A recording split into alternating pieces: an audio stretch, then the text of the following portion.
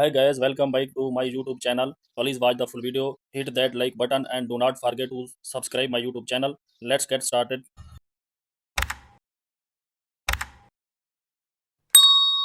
The pixel I will select the shape button, adjust the shape to the background so the erase color, never button down, adjust the shape, then select the import button, copy the shape, select the copy option, select the shape button, adjust the shape, select the shape, select the save option, adjust the save confirmation, select the erase color, never button down, adjust the shape, select the import button, go to the gallery, select a photo,